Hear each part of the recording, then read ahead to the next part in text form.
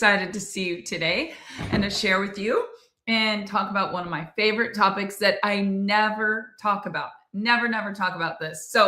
Um, it was going to be me and Dave today, and we were going to take you back 30 years to our financial failures and then share with you what we did to get better, our financial health. Well, let me just confess to you, the fish are biting. And Dave woke up and saw all the pictures of all the people catching crappie. And I lost my mate to talk to you today about money. So you're going to get Barb's philosophy, which Dave would agree with 100%. But I am going to just do a Q&A with you, and feel free to drop any questions in the comments. As long as I can see the comments, I will be glad to answer you. Let me see if I can make sure that I am seeing all the comments. Okay, yes. Drop in the comments where you're coming in from so I can see what you're saying. Let's see. Show comments on the stage. Okay. So we'll be able to see your questions as they're coming in. And what I really want to do is just help you to feel better about everything that's going on in the world right now, because people are really stressed out about money. Have you guys noticed that? It's like the main conversation. And there's no reason to be stressed about it. Money is literally paper. I should have brought some in here to hold. But if you hold up a dollar bill, or you hold up a $100 bill, or you hold up a $50 bill, or you hold up this piece of notebook paper. I'm going to hold up this piece of notebook paper. Let me see. Where is one? Well, they're all taped down. I'm going to get a piece of paper just to use it as an example. A receipt. This piece of paper is the same value as money. It's just paper, right? So I think a lot of times people get so stressed out about the situations with money. And honestly, it's our energy that creates more.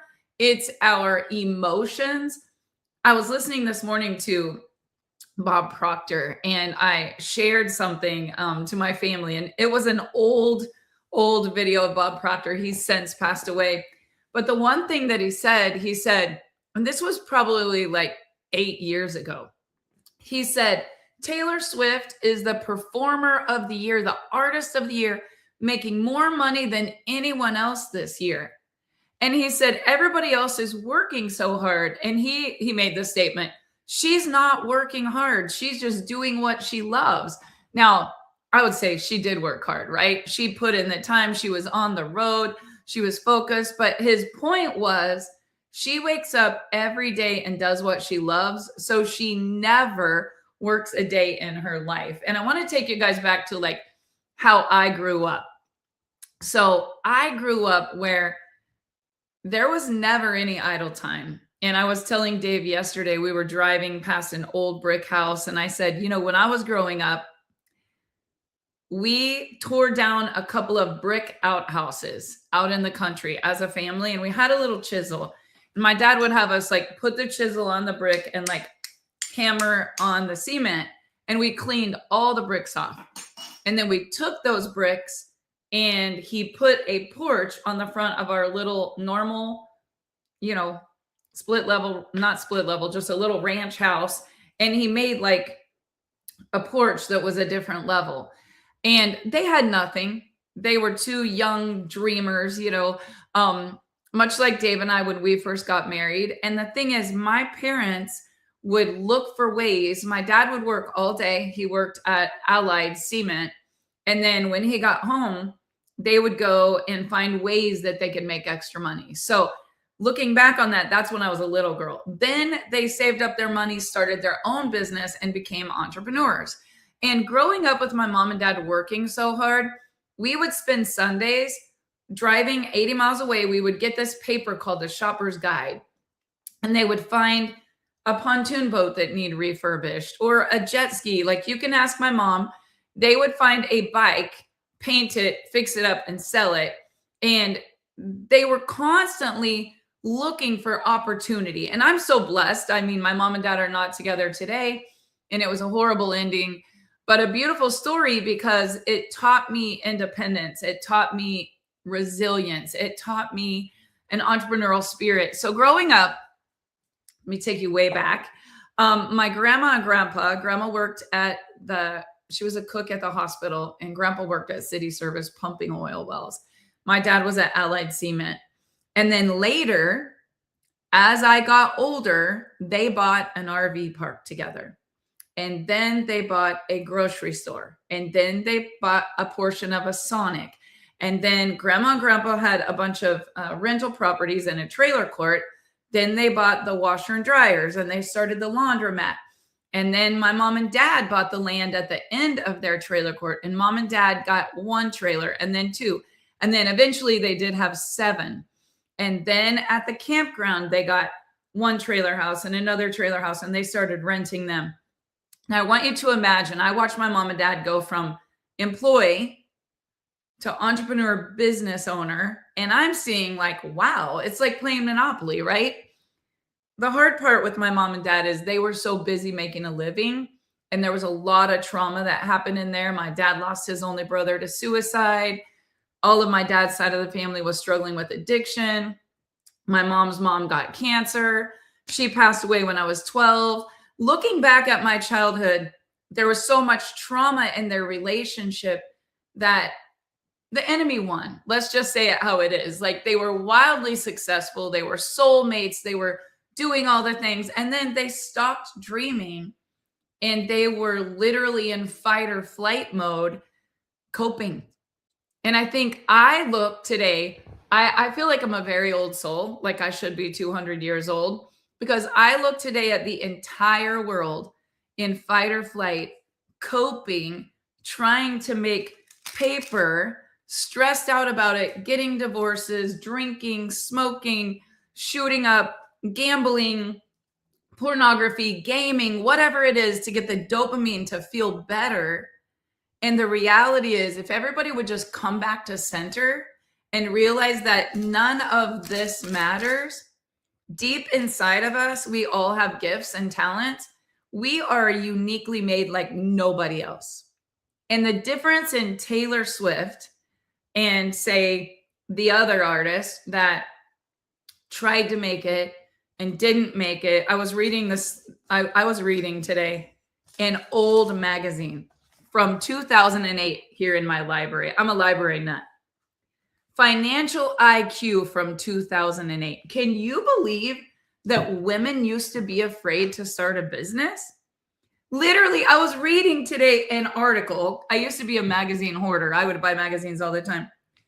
Money matters, how men and women differ, and how women were afraid to get in business. I can't even believe I'm reading this, because today women rule the world. Like, direct selling is 90% women, and everywhere I look, there's a woman entrepreneur, right? But even in 2008, when my kids were little, it was different than today because we didn't have social media. We didn't have social selling. We didn't have Facebook Live. We didn't have Zoom.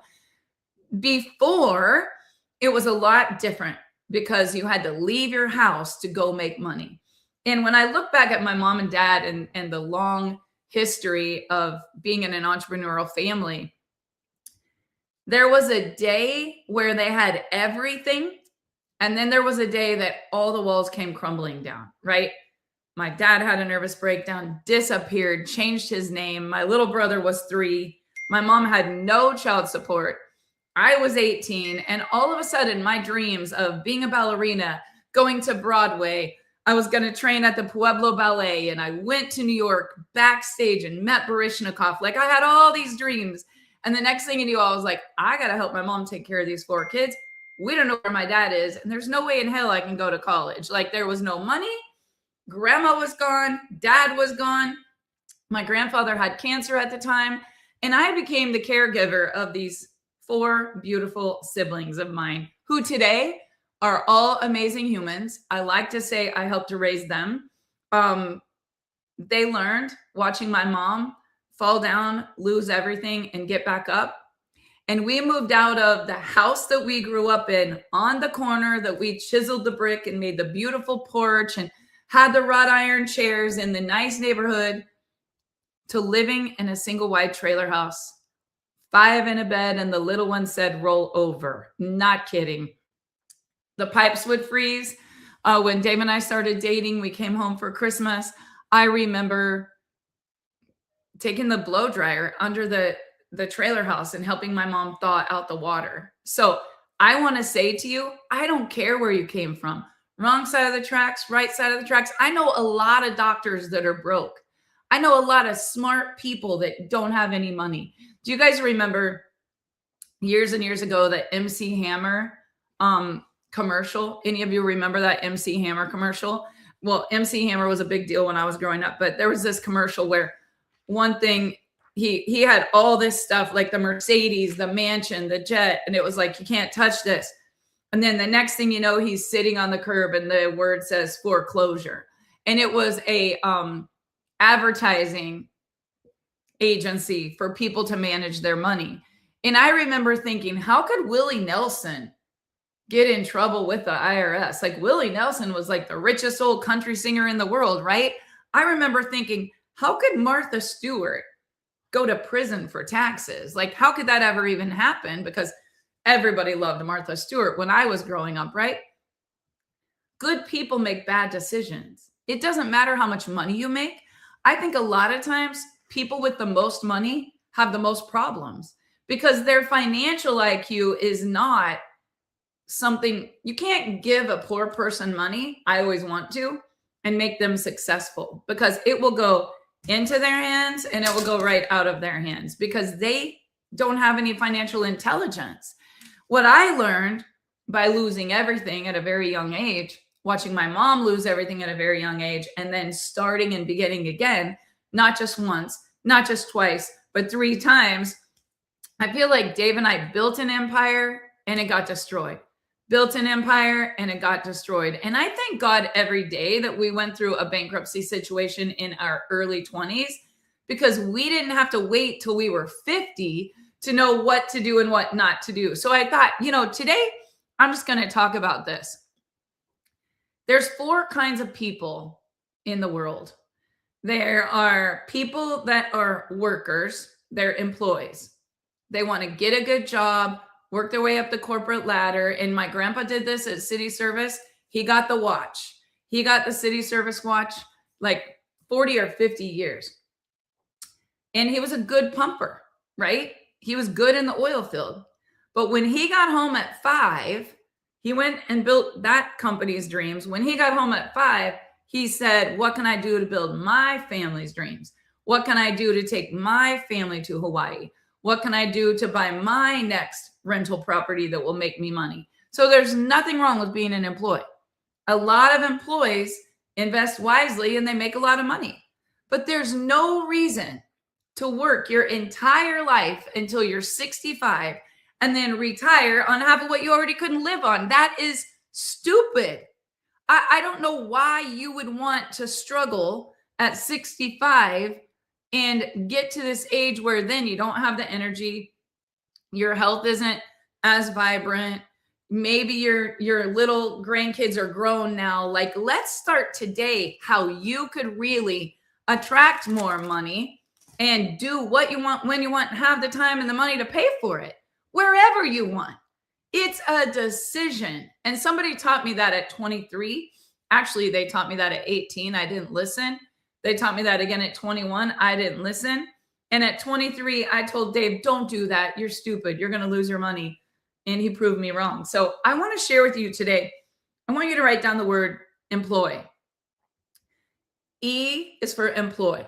And there are a lot of people that are great employees, have great benefits, have the health, have the 500 or however much a month going into their retirement. That is amazing. But you also have these people over here, maybe just make like a X, employees. Then you have the B quadrant. And these, and I learned this from Robert Kiyosaki early on. The B quadrant, this is people who start businesses. This is people who invest in businesses. This is people who have an idea and they say, I work all day, but in the evening, I'm going to start a landscaping company. What are some things that you do on the side to make money? Drop in the comments. And please don't share your links to all your network marketing companies and recruit on my feed. But what are some things that you do to make extra money? So my little brothers used to mow lawns. They started a landscaping business and they weren't even old enough to have a checking account. We threw papers for Salina Journal and Russell Daily News, 500 of them every day. Mom and dad made us have a paper route. I could roller skate that whole town of 2,000 people in 4 hours, and we made about $500 a month. But I had to work when I got home from school to make money.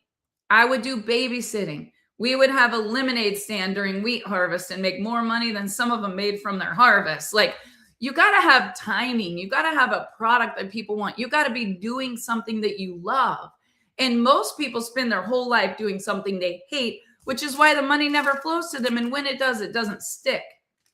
So the B quadrant, that's businesses, self-employed. Maybe you become a specialist.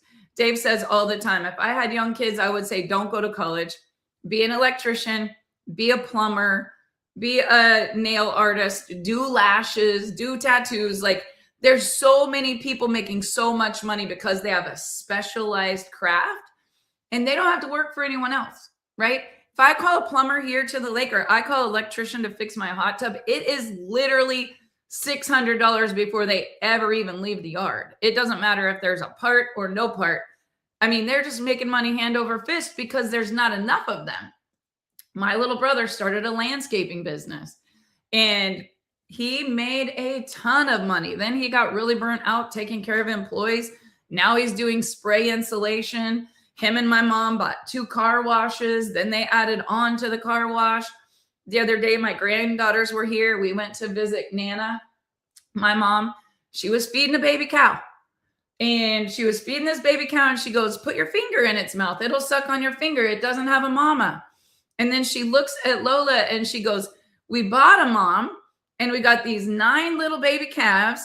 And I said, does anyone know what a baby calf is going to sell for at the end of the season? Anybody know? Because my mom's literally buying calves that don't have a mom and turning it into $3,000 and $4,000 and $5,000. She's not sitting there going, well, we're all going to be bankrupt because gas is $5 a gallon. She's just finding a way to make more money. And I think it's an attitude. It is an attitude that you have to switch how your emotional and financial intelligence works. Because some people are going to run to fear and some people are going to say, let's solve the problem. The problem isn't that gas is too high. And the problem isn't the economy. The problem is you need more money. You need to make more money. And some of you are like, I'm not feeding a baby calf a bottle. Okay. I'm not mowing a lawn. Okay.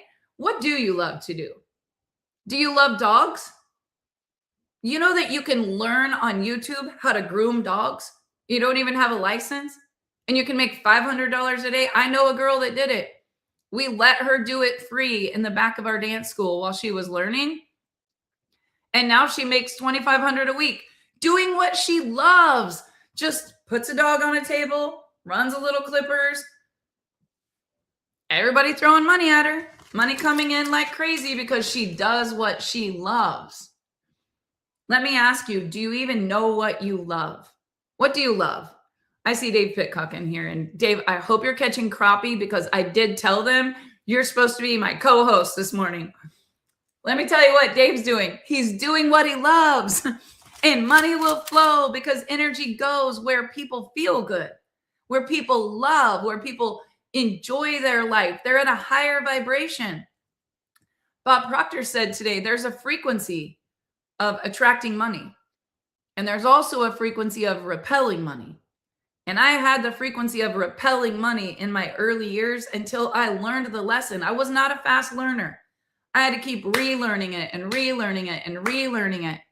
And I'm telling you, you've got to feel different about your life. You got to feel different about your day. You got to feel different about people because we're in the business of serving others. It's not about you, and it hasn't been about you since the day you were born, right? And when you leave here, it's still not going to be about you. It's about the impact that you do and the value that you bring to the marketplace. You're going to get paid. Don't be insulted when you look at your checking account. But right now, you're getting paid in direct proportion to the value that you bring. And some of you just don't bring enough value. It's not about the product that you're selling. You might think it is, but it's really not. And it's definitely not about the compensation plan or the hourly wage or the salary or the bonus. It's not about that. If you bring the most value and you're the guy that scrubs the toilets, you will soon be the guy that runs the company, because whoever brings the most value wins. And I think what you need to do is get out of your own way, quit worrying about the money and say, how do I get smarter about it and have more of it flow to me? And I'm going to teach you guys exactly how to do that. The B quadrant people are business owners. They are self-employed or a specialist. And then you have the S. B is business. I'm sorry. S is self-employed. So there's a little difference here. B stands for a big business. That's like someone with 500 employees or more. But I always think S is big business because we were self-employed, had a little small business, but it made more money than a big business. So S is small business, self-employed, or specialist. So I've already messed this up. You have E for employee, S for small business or specialist. You have B for big business, 500 employees or more, massive company, or you have I for investor. Now, I'm in a lot of these quadrants, but one thing I'm never going to be is an employee because I don't like to follow rules. I hate rules. I don't want anyone telling me what to do, where to be, how much I can make, what I got to do to make it. I've tried that. It doesn't work for me. I'm always in trouble. But here's what I do want to do. I want to do big business. I want to be self-employed. I want to help people be self-employed. And if I do have employees, I want to empower them. Even they should have something that helps them to make extra money, because they never should be punching a clock, getting paid what someone else says that they are worth. And let me tell you, we take good care of our employees. Some people want to be an employee, and that's okay. Love them because they're doing what they love. They're doing what they love. I, as an investor, this is probably my favorite thing to do, but I always take all the money from that and go do my passion project. So without talking about me, which one of these quadrants are you usually in? Are you always thinking like employee, I got to work more hours, get a job, get a raise, get a better job, get another letter behind my name? Or are you a small business, self-employed? Maybe you have a salon. Maybe you teach dance. I did that too. Maybe you landscape. With technology, I'm just going to put a little plug here for a few apps. If I was 17 and I had a car, I'd be making money hand over fist before I even got out of school and college. I would download the Turo app and I would let people rent my car while I was in school. I would download Rover, and I would be watching people's dogs when they went on vacation, because you're getting the rich people on the app that love their dog more than their kids, paying you to just take their dog on a walk.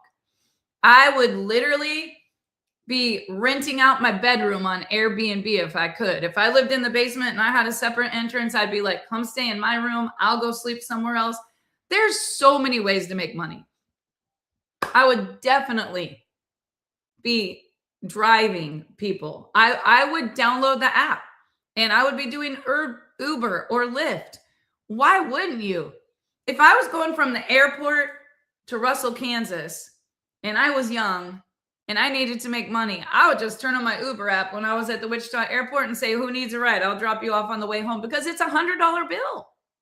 Like, who doesn't think like this? I know I'm a serial entrepreneur, but I'm telling you right now, there is no reason you should be broke. And if you're complaining about money and you're broke, you need to go hang around my mom for just one day, because she would whip you right into shape. There is no broke talk around her.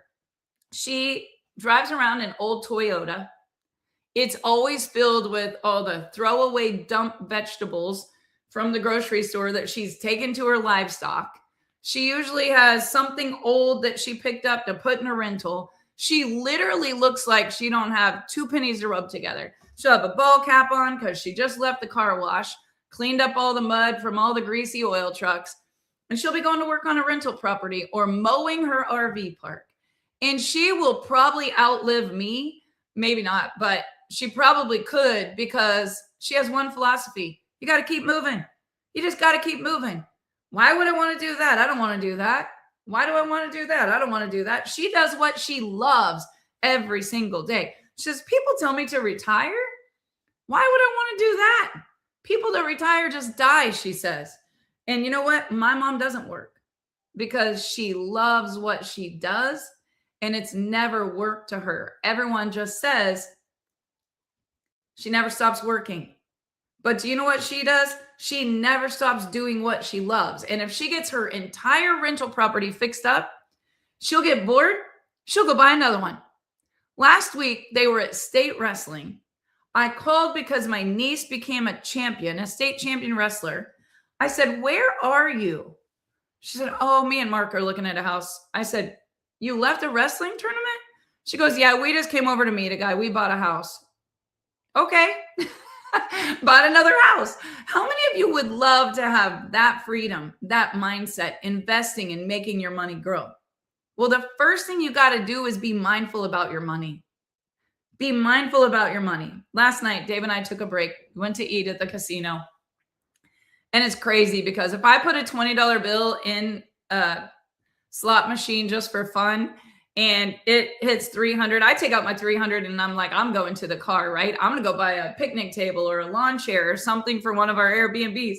And I see this guy, he comes in, he's got his money and he's putting his money in and he's like, he's hitting it, right? And it's taking all of his money. And then he goes to the next one and he's hitting it and it takes all of his money. And then I looked at Dave and I was bored and I said, you know, I'm going to go over to that. I love this machine called Red Hot Ruby. It's my only bad habit when we go.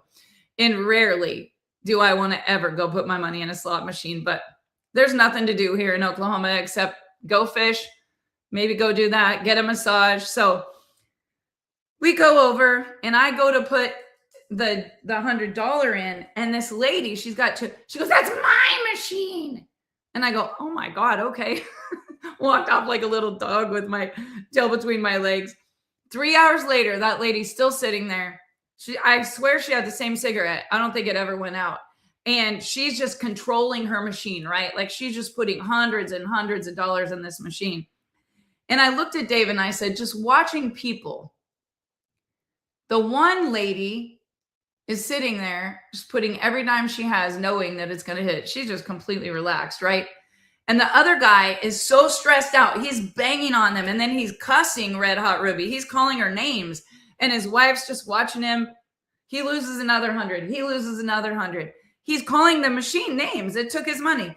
He's so mad. And I'm watching his wife. She's not putting in any money. She's just following him around. And I told Dave, like, I feel sorry for him.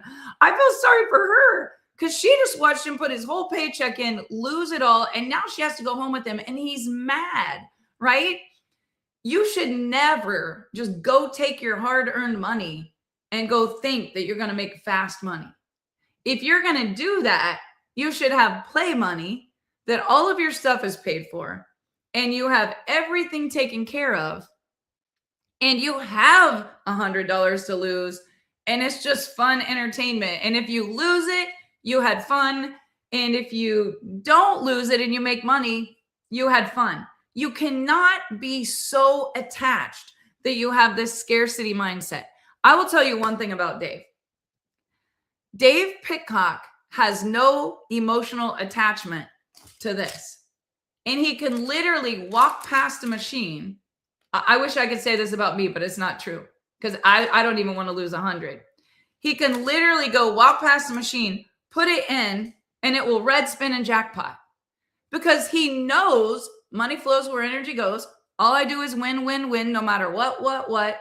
And I'm over there like, don't lose our money. Don't lose our money, right?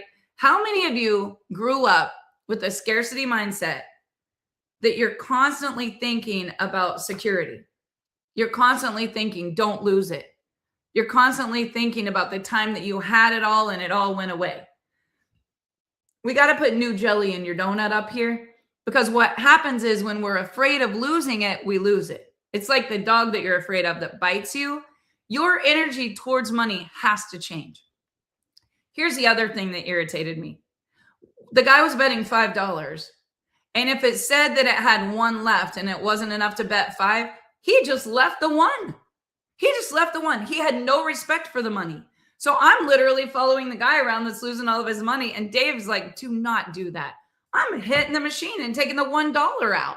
Like, I could have gave it to the homeless guy on the way home and $5 would have changed his life, right? You have to respect your money. You can't just treat it like it's nothing. And the reality is, we're all going to have our little bad habits where we waste money. What is your toxic trait when it comes to money? Let's all be honest. Mine, Facebook ad. Facebook ad pops up today, every day, about a baby. And I buy Kylie's baby a new outfit every time the ad pops up. It's just, I don't even think. I just hit. It's like this Google Pay is so fast, it just rips the money out of your phone before you even knew what happened, right? And the other thing, I keep getting these ads for Rose. I accidentally yesterday bought, I didn't accidentally. I wanted to buy it, but I wasn't sure. And then I was like, oh, it's in the cart. Now it's coming. But she has a birthday next month, right?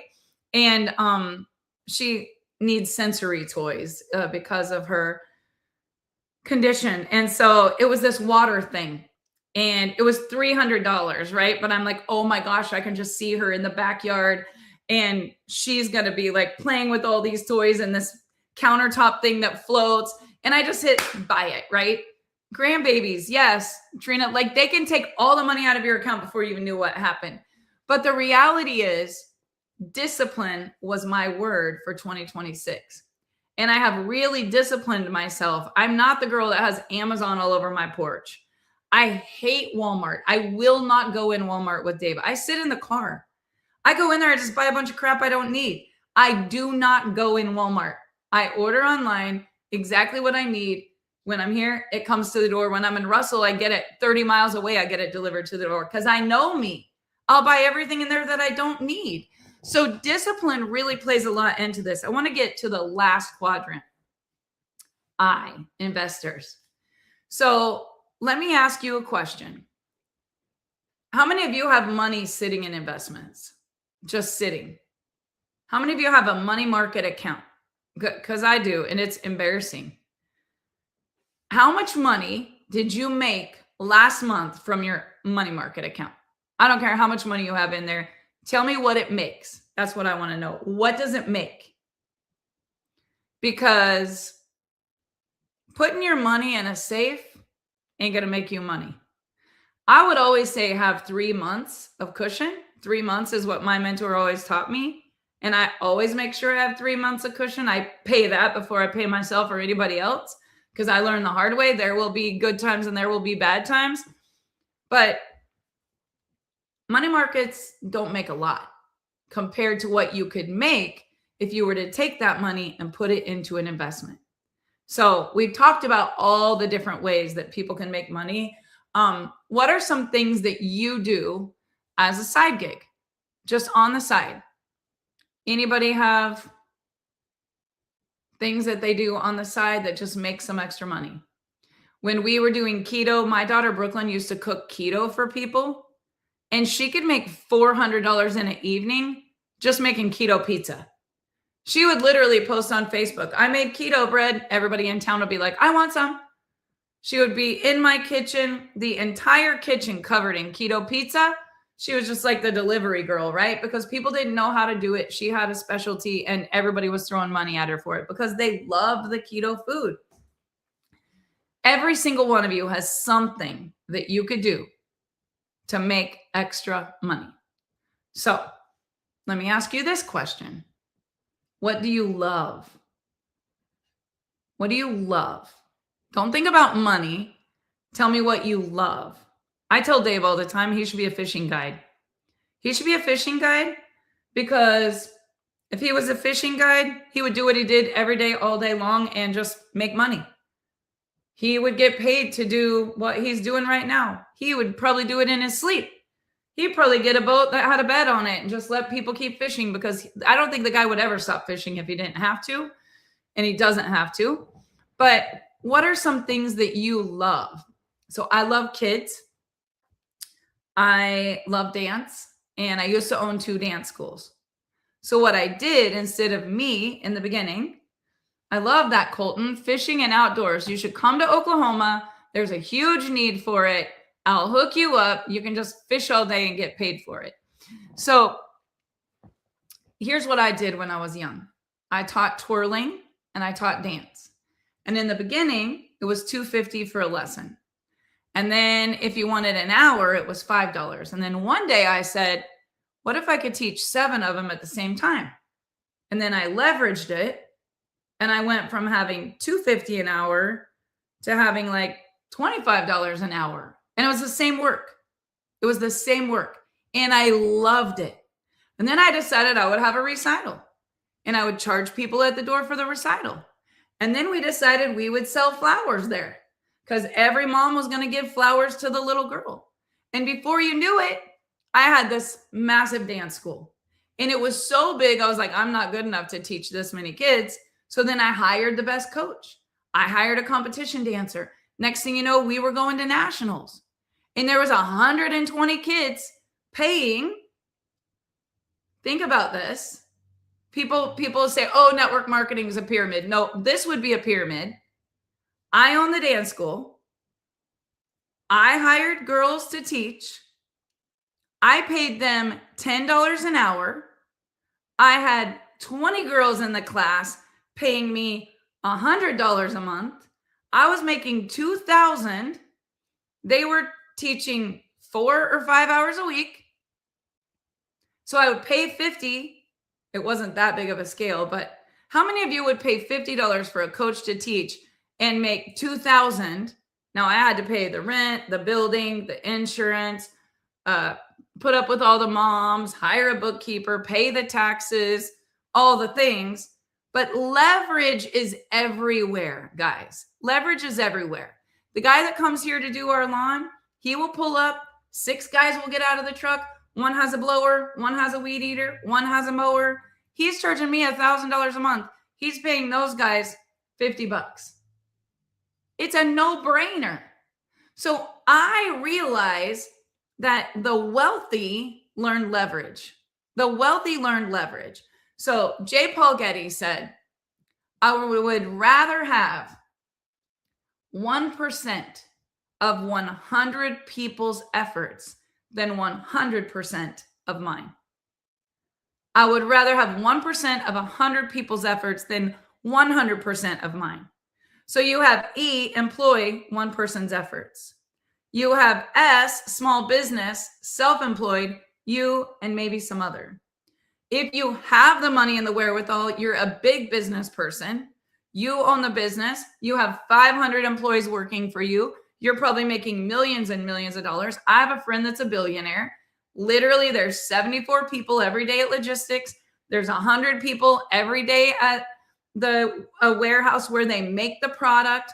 He's a billionaire. He has a private jet. He has hundreds of employees. How many of you have the wherewithal, the money, the time, the education to do that? Most people don't.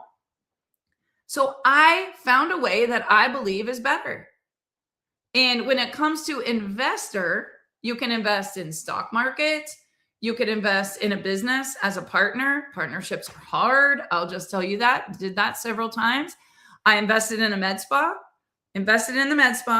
did booth rent, 8 people, paying $300 a month, $2,400 a month coming in off the med spa, make the payment on the building, make some money from the products. I got a Versa Spa machine, put the Versa Spa machine in there, spent the $35,000.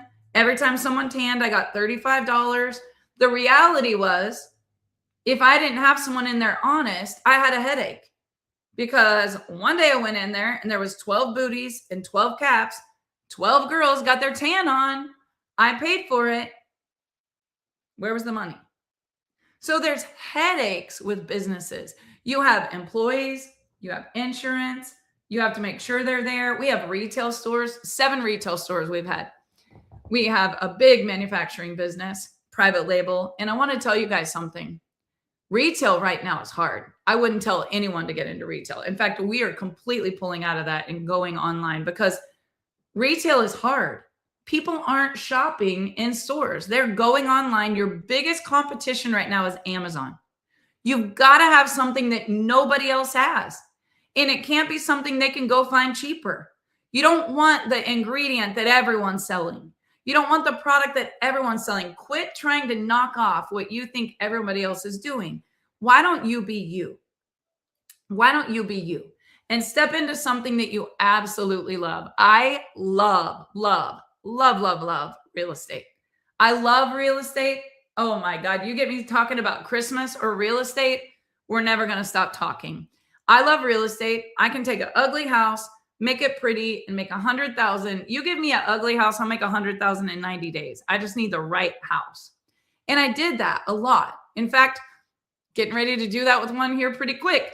But the reality is, I always take that money and put it into the business that I love.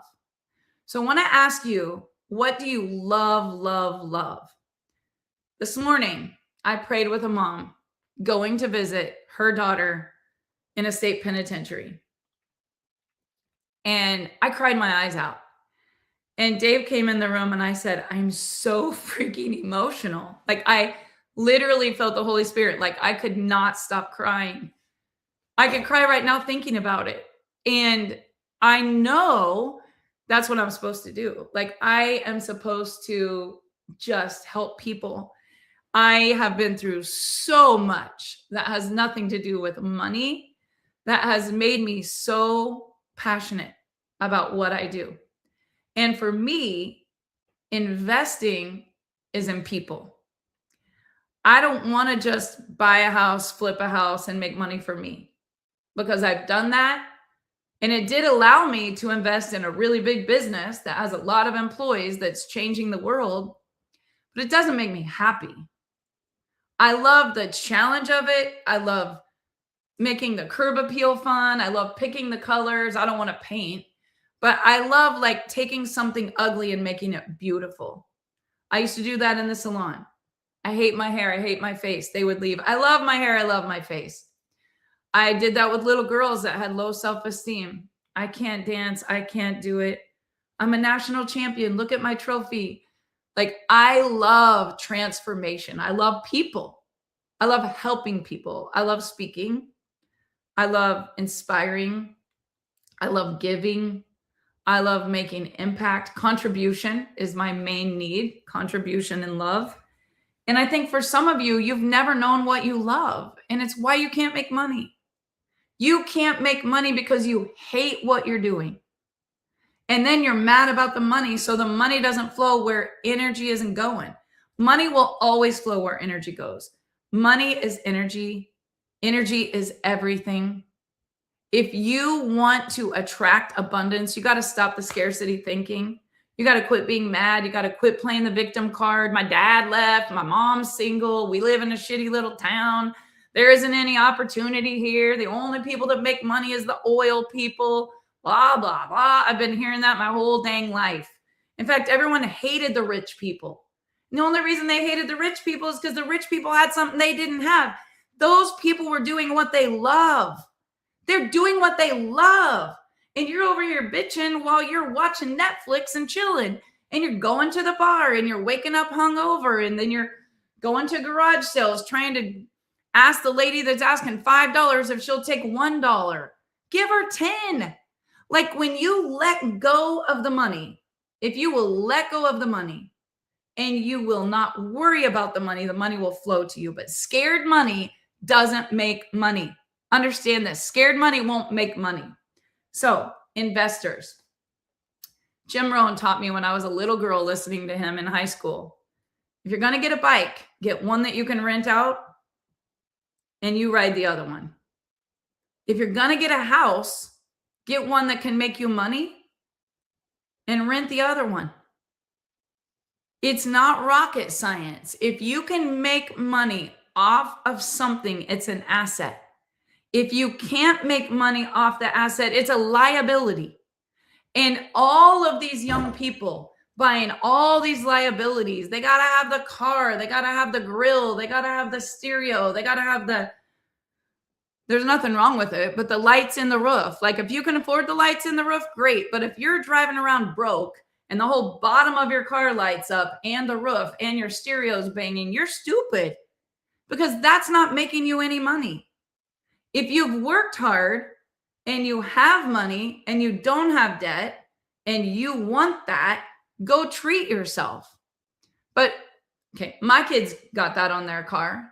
But my kids also bought 2 cars that they put on Turo that paid themselves off at Tulsa University before they bought the car that they didn't have to get the loan on.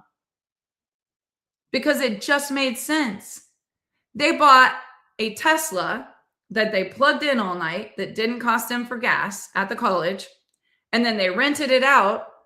And all the people would test drive the Tesla before they wanted to buy one, and it paid for their car. You've got to make a line on a piece of paper right down the middle that says, this is all my assets and this is all my liabilities. And I'm going to tell you something that's going to sting a little bit, because I used to have this status, especially in a small town. In the city, nobody knows who you are, but in the little towns, it's a disease. People spending money they don't have on things they don't need to impress people they don't like, who really don't care anyway. Status is people spending money on things they don't need to impress the people they don't like, who really probably don't care anyway. And then they go to bed at night and they're worried about the bills and they're worried about the credit cards and they're worried about, but they just went out, they ate an expensive dinner, they ordered drinks, they got it on Uber Eats, paid an extra $20, and then they are wondering why they're just depressed about their bills. Here's something else I would say. There are times in life where things happen, and going bankrupt is not the worst thing that's ever going to happen to you. And I will say this because right now, people have their backs against the wall and they're in so deep of debt, they have no idea how they're ever going to get out.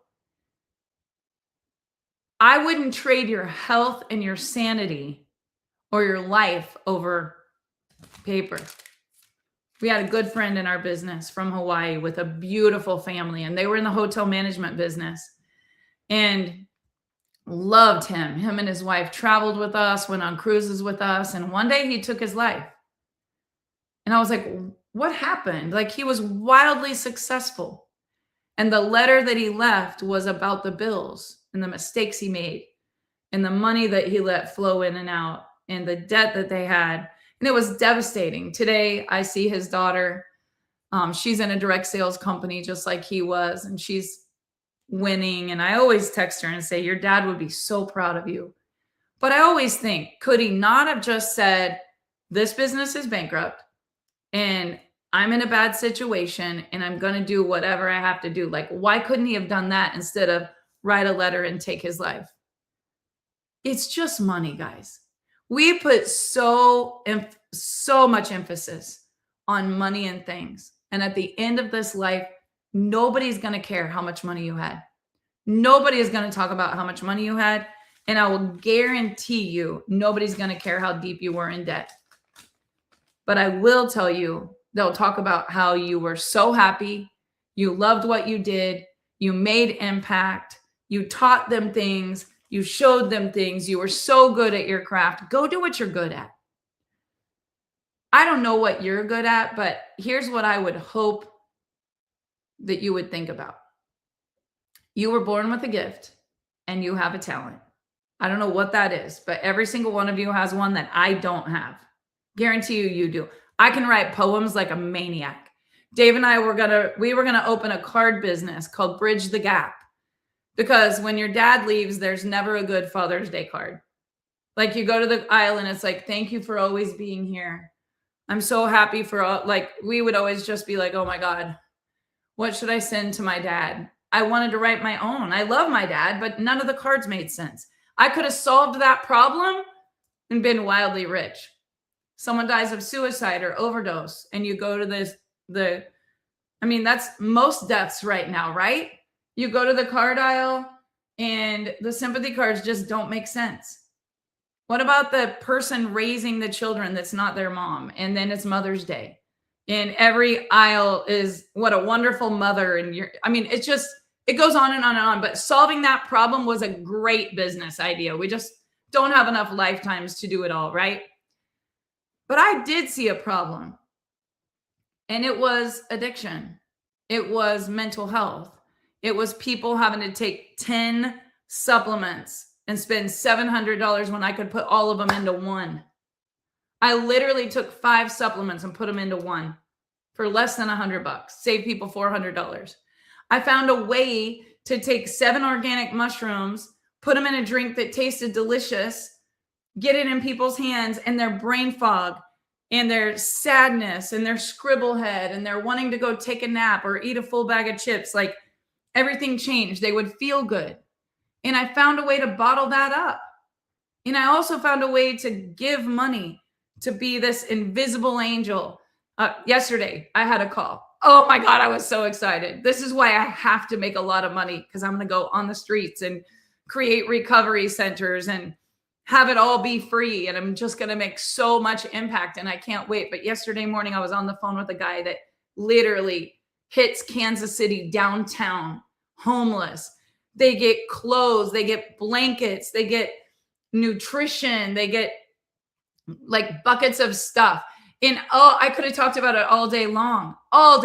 This morning, talking to my friend Amy, going to visit her daughter in a penitentiary, I was thinking of the recovery centers when people get out and what I can do. And oh my God, how beautiful it's going to be when the parents and the family don't have to care. They just pull up and it's just all paid for. And that person has someone that is like having a welcome party for them and hugging them and loving them and treating them, not with shame and blame and guilt, but just complete, authentic, there is a place here for you. Like I dream so big like that, but it's going to take millions of dollars. So I got to be an investor, right? I got to be an entrepreneur. I got to have abundant mindset, not scarcity mindset. But I want to tell you the one way that I have found that is the best way that I know of for the average person, morally and ethically, to make $2,000, $5,000, $7,000, $10,000, $100,000 a month. And it's happening right now. And it's legit. It's not illegal. Direct sales. Donald Trump said it before he was president. If I lost everything and had to do something today, I would get into direct sales. Warren Buffett, direct sales. He invests in them. Pampered Chef. I mean, think about it, guys. The wealthiest people in the world, more money than the NFL or the music industry, direct sales. And let me ask you, do you have $49? $49 you can get started in a direct sales company. And the next question is, what do you love?